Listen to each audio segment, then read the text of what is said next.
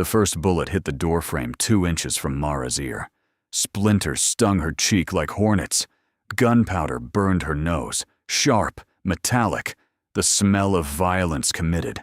She didn't flinch, didn't scream, didn't drop the lantern. That was her curse, the stillness, the frozen face while everything inside her bled. "Open it, Mara!" The voice cut through smoke-thick air. Sheriff Cole Rourke. Everybody in town knew that voice, calm as a locked box, hard as packed earth. Last warning. Her heart slammed against her ribs so hard she felt it in her throat. But her hand stayed steady on the iron latch. Not tonight. Behind her, underground, someone coughed. Wet, gurgling. A boy drowning in his own lungs. Then Mrs. Chen's sob, small, desperate, pressed behind her teeth like she could swallow it. "Mara!" Mrs. Chen's whisper crawled up the cellar steps. "Please, he can't breathe." Mara turned. Lantern light swayed across dirt walls, rough-hewn beams, the smell of damp earth and dried herbs. John lay on a cot made from a door and 2 barrels. His skin glistened with fever sweat. His chest fought for air like a landed fish. She knelt, touched his forehead. It burned her palm. John. She used his name like a rope thrown to drowning man. "Stay with me, you hear me?" His eyes rolled toward her, glassy, scared, too tired to hold. Outside, boots pounded, multiple men, wolves circling. "They say she's hiding sick folk." "Burn it if we have to." Another gunshot. Closer.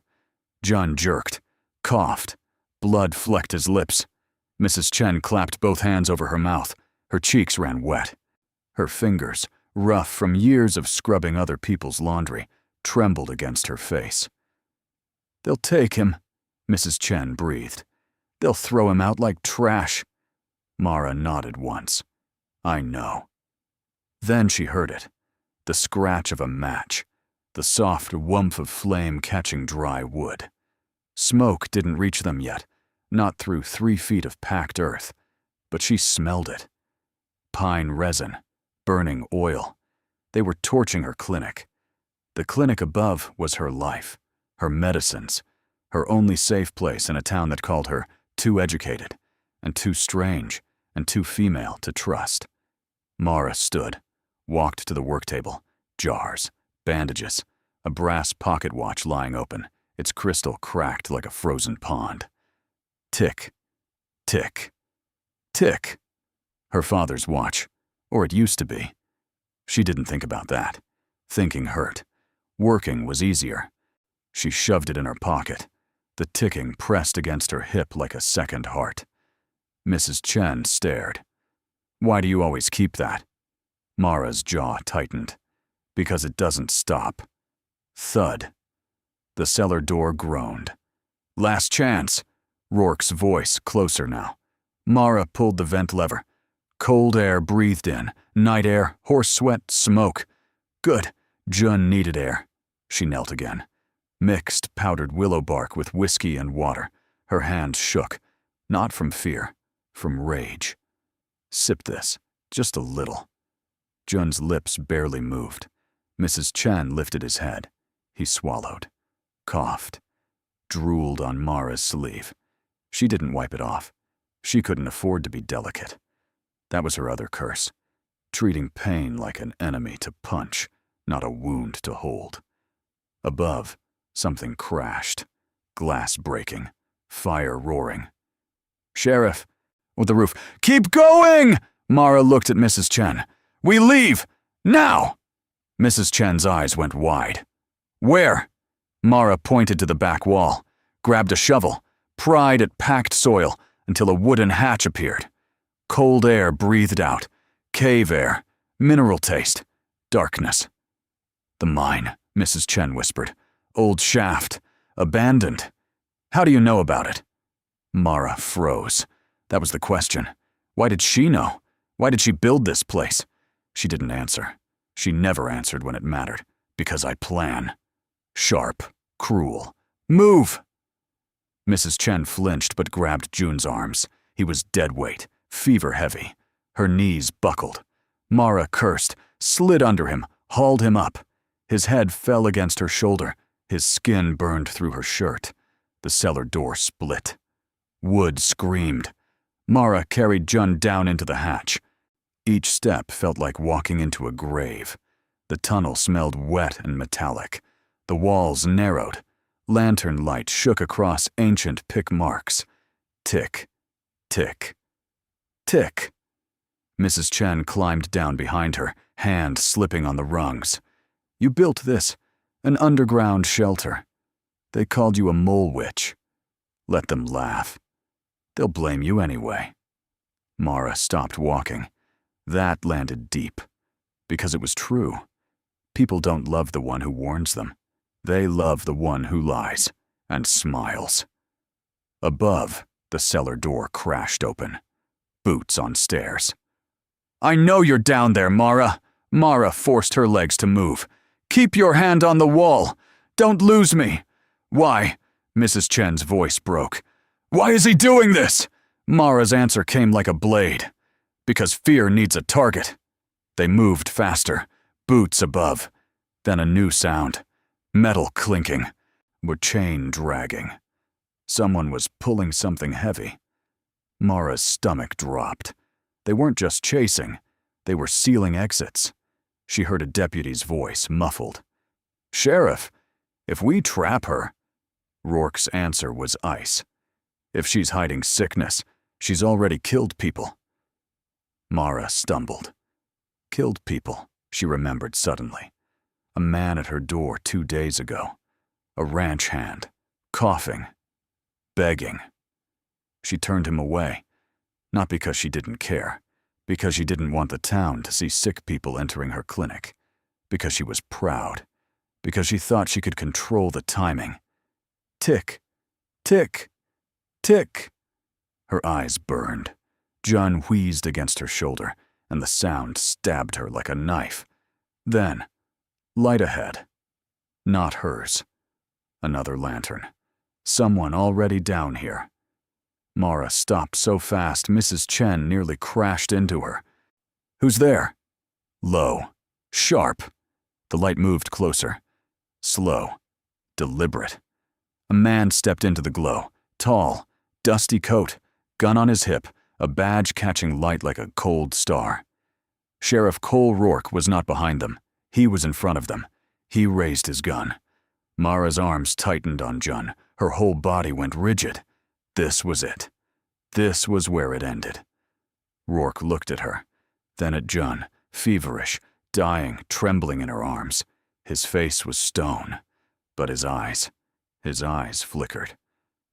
Give me the boy, Rourke said softly. Not a demand, not a threat. Something else. Something Mara didn't understand. Sheriff Cole Rourke's gun was up, but his hand shook. That was the first wrong thing. The second was the way his eyes stayed fixed on Jun's chest, watching each shallow breath like a countdown. Mara tightened her grip on the boy. His skin burned through her shirt. His breath smelled sour, old milk and metal. Give me the boy, Rourke said again. Mara stepped back. Her boot scraped wet stone. Cold tunnel air stung her nose. No. One word. Hard as a bullet. Behind her, Mrs. Chen made a sound like a trapped bird. Sheriff, please, he's just a child. Rourke didn't look at her, only at Mara. If you keep him down here, he said, he dies. Mara's chest tightened. And if I give him to you, he dies out there. Rourke's jaw worked like he was chewing gravel. I'm not here to throw him in the street. Then why bring a gun? His eyes flicked past her, into the dark. Because my men are idiots. Because fear makes people cruel. Because if they see me without it, they'll think I'm on your side. That hit like a slap, on your side. Mara almost laughed. It came out as a breath. You don't have a side, Sheriff. You have a badge. He lowered the gun, not all the way, just enough to show he wasn't here to shoot. 3 people died today. Mrs. Chen gasped. Mara's stomach dropped. Rourke's voice stayed flat. Old Mr. Dyer, the stable boy, Eli, and Caleb Hanks, the ranch hand. Mara's fingers went cold. Caleb, 2 days ago at her door, sweating, coughing, begging. She'd refused him. Not because she didn't know he was sick, because she was trying to hide it, to stop a panic, to buy time to finish the shelter, because she thought she could control this. She couldn't. Mara forced words out. They would have died faster in the open. Maybe. Rourke's eyes sharpened, but you don't get to decide alone anymore. John coughed, deep, scraping, choking, his eyes half open, unfocused. Juan, John, Mara's voice cracked. Stay with me. Rourke stepped closer. There's a wagon behind the jail, blankets, clean water. I stole your carbolic soap from the clinic. Mara blinked. You stole my soap? Borrowed. They were going to burn it anyway. They think it's cursed because you touched it. Mrs. Chen's knees buckled. My laundry? My whole work is soap. They'll blame me too. Mara's anger flared hot. You see? She snapped at Rourke. This is what you do. You let fear rule. You let them hunt people. You think I let it? His voice roughened. You think I don't hear mothers crying? Don't smell smoke on my own coat? Then he said something that made Mara freeze. My sister is sick. Mrs. Chen inhaled sharply. Mara stared. What? Lila. Alone in my house. Because people won't come near my door. Because they think I'll lock them up. Mara's confusion cut through the fear. And you're down here, with a gun, asking for June? Rourke held her eyes. You built this tunnel for a reason. Because you knew this would happen. Mara's hand slid to her pocket without thinking. The brass watch was warm against her hip. Tick, tick, tick, Rourke noticed. That watch again. Don't. It's the only thing on you that looks like you care about time. That was unfair. She cared too much. That was the problem. Why she pushed. Why she snapped. Why she built a shelter instead of asking for help. Because asking meant trusting. And trust had once ruined her life. Mara lifted June higher. We're going deeper. Rourke blocked the tunnel bend. Deeper means the old shaft. Unstable, wet rock, loose beams. Then move. He didn't. Oh, I'm not trying to steal him. I'm trying to save him. Mara laughed, ugly in the tunnel. You don't save people with ropes and torches outside their homes. He flinched, because it was true. Above, new sounds, metal scraping, shouts, a deep, adult cough. Mara's stomach twisted. They're coming down, Rourke said. Followed the vent pipe, minutes away. 2 exits. One toward the jail alley, his wagon. One toward the mine mouth, hidden but dangerous. Mrs. Chen whispered, Mara, please. My son. John wheezed, thin, frightening, air squeezing through a crack. Mara looked at Rourke. If I give him to you, you swear they won't touch him. His eyes didn't blink. I swear. Swear on something real. He dropped his voice. Swear on my sister. That landed heavy. Mara stepped forward. Then why are you stopping us? His eyes flicked past her again. Because I'm not alone. From the shadows behind Rourke, another figure emerged. Fine coat. Polished boots even in this damp tunnel. Hair slick. Eyes bright as a snake's. He smiled like he'd been waiting. Mara's mouth went numb. Dr. Silas Crane, she said. Silas spread his hands. In the flesh. Rourke's face stayed hard. He showed up with papers. And a story. Not a story. A truth. Silas stepped closer. Expensive cologne. Wrong in this wet rock world. His eyes landed on June. Oh, a child. How touching. Mara's voice snapped. Don't look at him. He ignored her. Sheriff, this woman is not licensed, not recognized, and she has a history. Mara's hands shook. She hated showing weakness. Rourke said, "Not now." Silas smiled wider. Now is exactly when history matters. Disease makes people desperate. Desperate people want someone to blame. Mrs. Chen's voice broke. "Please, sir, my son—" He cut her off like she was nothing. The laundry woman. Perfect. Two outsiders hiding sickness. Mara's anger burned so hot it blurred her vision. "You're the sickness." Silas's eyes glittered. "Still the same. Still thinking you can fix the world by force." The way he said her name, like he owned it. Rourke stepped between them. "Back up." Silas raised his hands, feigning calm. "I'm helping. I brought medicine. You brought lies." He leaned closer, voice soft as a blade.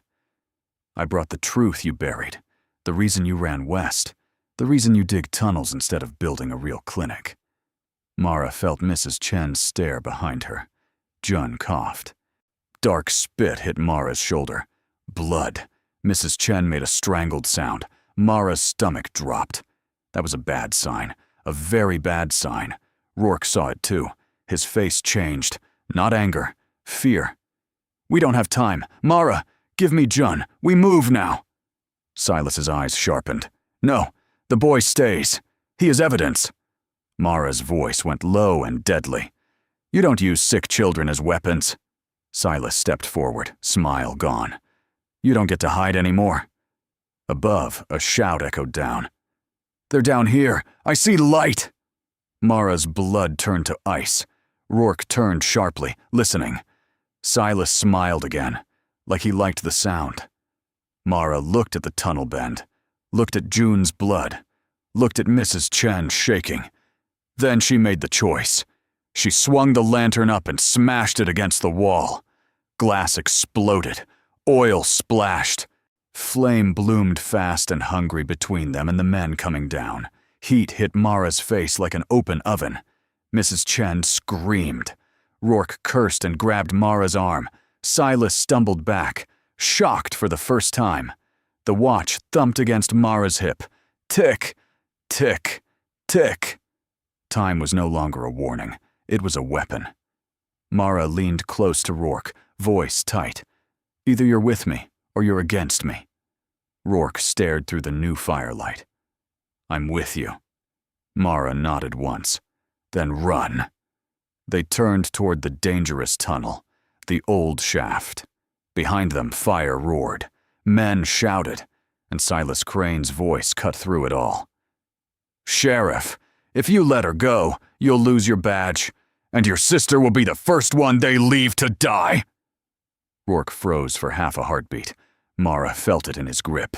That pause. That fear. And then June gave one terrible, thin gasp and stopped breathing. Mara's whole body went cold. "June?" No breath. No rise of chest. Only silence. And the tunnel around them creaked, like the earth itself was about to fall. "June!" Mara's knees hit stone so hard her teeth snapped together. The tunnel wall scraped her shoulder raw. She didn't feel it. The world shrank to one thing. The boy. No breath. Mrs. Chen made a sound Mara would carry forever. Not a cry, not a scream. Something inside her chest breaking. "My son. Please." Mara laid June flat. The ground was cold and damp. Wet earth filled her nose. Behind them, fire roared and smoke stung her eyes. "We don't have long." Rourke's voice was tight. Mara ignored him. Her hands moved fast, tilted his chin, opened his mouth, checked his throat. Blocked. Thick mucus. "I need light." Rourke dropped beside her, lantern shaking across June's still face. Mrs. Chen grabbed her sleeve. "He's gone." Mara looked straight into her eyes. "Not while I'm here." She rolled June onto his side, pressed between his shoulder blades. Once, twice. Nothing. Tick, tick, tick. The watch against her hip. Time. Always time. Her father's voice from years ago. Air first. Always air. Mara pulled a cloth from her bag, wrapped it around her fingers, swept inside June's throat. Thick slime came out, sour, sickly sweet. Jun didn't breathe. Mrs. Chen shook so hard she could barely kneel. Mara sealed her mouth over the boy's and breathed into him, bitter, feverish. She didn't stop, pressed his chest, again, again. The tunnel creaked overhead. Dirt rained onto her hair. Rourke looked up. The supports are going. Mara kept going. Come on, Jun. You're not done. You don't get to leave your mother alone. Pressed again. Nothing. Rourke grabbed her shoulder. We have to move. She shoved his hand away. Not yet.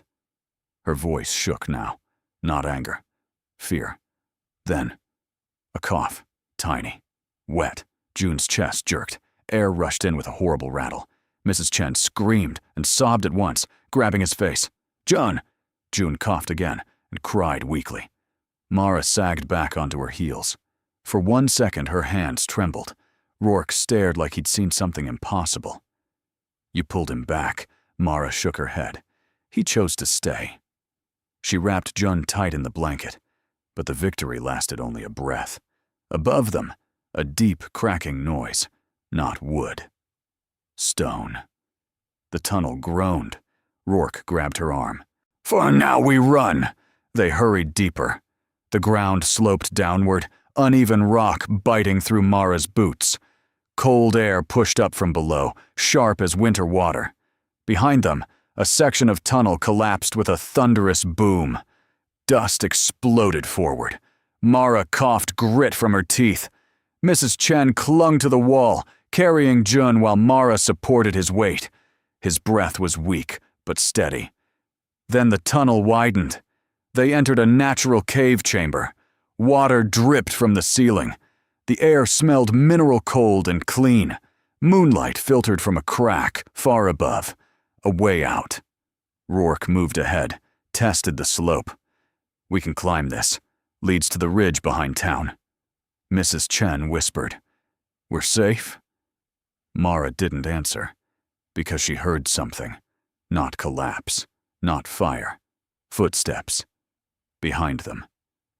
Silas Crane stepped into the cave, to soot on his coat but smiling. You always run underground, Mara.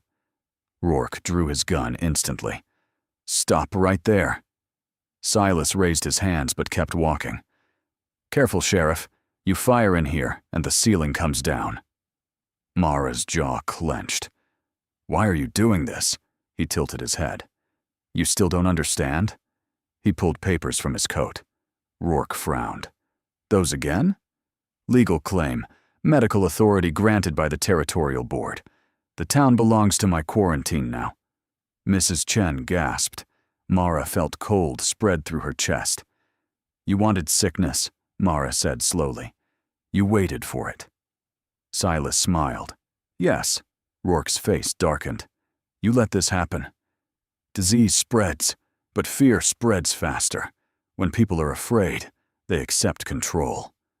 Mara's hands curled into fists. When people died, Silas's eyes sharpened. Progress requires sacrifice. June coughed weakly. Silas looked at him, interested. Ah, a survivor. Even better. Mara stepped between them. You're not touching him. Silas looked at her pocket. The watch. Mara stiffened. His smile grew. You still carry his guilt. Rourke frowned. What watch? Her father, sheriff, brilliant doctor. Caused an outbreak back east during an experiment. Whole street died. Mrs. Chen stared at Mara, stunned. Mara's throat tightened. Silas leaned closer. She ran west to bury the story. Built tunnels. Built hiding places. Not to save people. To control disease so she could prove she was better than him. The words cut deep because part of them was true. Mara whispered, I built it so no one would die again. Silas shook his head. You built it because you couldn't forgive yourself. Rourke looked at her, not angry, just seeing her. Tick, tick, tick. Mara pulled the pocket watch out. Cracked glass caught the cave light. My father made a mistake. I learned from it. Silas stepped closer. No. You repeated it. You hid sickness. You turned away the ranch hand. Rourke's eyes widened slightly. Mara's chest tightened. Yes, she said. I did? Silas spread his arms. Then let me fix it. Give me the boy. Give me the tunnel. I'll lock this place down and become the hero. Mrs. Chen cried, He'll take my son! Mara looked at Rourke. He looked back. Then he holstered his gun. Silas smiled in victory. Good. But Rourke stepped beside Mara instead of away. No. I'm done choosing fear. Silas's smile vanished. Rourke faced Mara. You were wrong to hide, but you were right to care. Mara swallowed. Her chest hurt. Rourke said quietly, Tell me what to do, Doctor. For the first time, Mara didn't stand alone. She looked at the cave walls, at the tunnel, at the cold air, at June breathing, and she understood. The shelter isn't for hiding, it's for treatment. Silas scoffed. Impossible. You don't have enough medicine. Mara shook her head slowly. I never needed medicine first. I needed isolation. Rourke's eyes widened. Separate the sick from the healthy. Mara nodded. We stopped the spread tonight. Silas stepped back, alarmed. You can't. If you calm them, I lose control. Mara met his eyes. Yes. Silas reached for his pistol. Rourke moved faster. The gunshot exploded in the cave. Sound deafening. Dust fell from the ceiling. Silas staggered backward, dropping his weapon. But the ceiling cracked. A massive stone slab broke loose overhead. Mara looked up. The rock was falling directly toward Mrs. Chen and June. Mara ran. The rock fell. Mara didn't think. She moved. Her boots slipped on wet stone as she lunged and shoved Mrs. Chen sideways. The woman fell, clutching Jun, rolling across the cave floor just as the slab smashed down where they'd been. The impact shook the cave like thunder inside the earth. Dust burst into the air. For a second, nobody could hear. Nobody could breathe. Mara hit the ground on her shoulder. Pain shot down her arm, hot, sharp. She tasted blood in her mouth, copper and grit. Then silence. Not full silence. A small sound. Jun crying. Mrs. Chen sobbed in relief, wrapping her arms around her son. He's alive. He's alive. Mara tried to push up but couldn't. Her arm shook too badly. Rourke ran to her, knelt beside her. His hands hovered, unsure where to touch without hurting her. You saved them, he said quietly. Mara swallowed hard. No, I just moved faster than the rock, Rourke almost smiled. That's called saving. Across the cave, Silas groaned. The fallen stone pinned his leg. He was pale now, afraid for the first time. Help me, his voice no longer smooth. Sheriff, help me. Rourke looked at Mara. Years ago, she would have turned away, like she did with the ranch hand at her clinic door. Her chest tightened, remembering Caleb coughing, begging, and her pride choosing secrecy instead of care. The pocket watch pressed against her ribs. Tick, tick, tick. Time again. Only this time. She understood. No, it wasn't counting down punishment. It was offering choice. Mara forced herself up, ignoring the pain. She walked to Silas and knelt beside him. Silas stared, confused. You're helping me? Mara met his eyes. I don't decide who deserves to live anymore. Rourke and Mara lifted the stone enough to free his leg. He screamed. A real human sound now, not a proud one. They splinted it with a broken beam. Mrs. Chen whispered, shocked.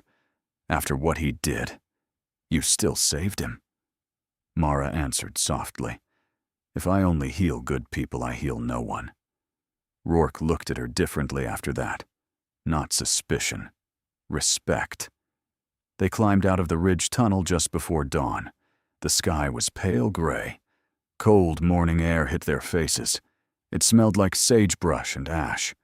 Smoke still rose from the burned clinic in town, and people were waiting. Dozens. Townsfolk stood with blankets over their shoulders, frightened, tired, watching Mara like she was either a miracle or a curse. No torches now. Just fear. Rourke stepped forward first. His badge glinted in the sunrise. Nobody touches her. Dr. Mara Quinn is now acting town physician under my authority. A murmur spread through the crowd. Old Mrs. Keller shouted, "She brought the sickness." Mara stepped beside Rourke before he could answer. "No." Her voice shook a little, but she didn't hide. "I tried to hide the sickness because I was afraid, and that fear cost a man his life." The town grew very quiet. Mara held up the cracked pocket watch. "My father made a terrible mistake once. I spent years trying to prove I was not him. I pushed people away. I worked alone. I chose pride instead of trust." She looked at them all, the barber, the baker, the stable hands, the mothers holding children. I was wrong. No one expected that. I can't promise no one else will die. But I can promise this. If we work together, fewer will. A long silence followed. Then Mrs. Chen stepped forward, holding Jun wrapped in blankets. "My son lives because of her," she said simply. One by one, others stepped forward. Not cheering, not celebrating, just choosing, helping. They moved the sick into the underground shelter, not as a hiding place, as a hospital. Mrs. Chen boiled water day and night. Rourke kept order. Even the barber carried supplies. The shelter filled with the smell of soap, steam, and herbs instead of fear. And slowly, the sickness stopped spreading. Days passed. Then weeks. The town did not become perfect. Some still distrusted Mara. Some still whispered.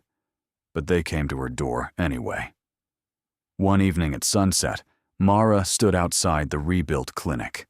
The sky glowed orange over the dusty street. Rourke walked up beside her. "You stayed." "So did you," Mara replied. He nodded. "Town asked me to remain sheriff." Mara smiled slightly. "Good. You're stubborn enough." Rourke hesitated. "You're still leaving?" Mara looked at the pocket watch in her hand. The cracked glass caught the light. For years it meant guilt. Then it meant running. Now it meant something else. Time given. Not time lost. She closed it and slipped it into her vest. "No," Mara said softly. "I think I'm finally where I'm supposed to be." Rourke didn't say anything for a moment. Then he said quietly, "Cool, you don't have to do it alone anymore." Mara looked at him. For the first time, she didn't step away. "Good," she answered. The town bell rang in the distance, a normal sound. Not alarm, not warning, just life continuing. The underground shelter still stood beneath their feet. Not a place of fear, a place people fought to keep each other alive. And the pocket watch kept ticking, not counting down to failure, but marking every second she chose to stay.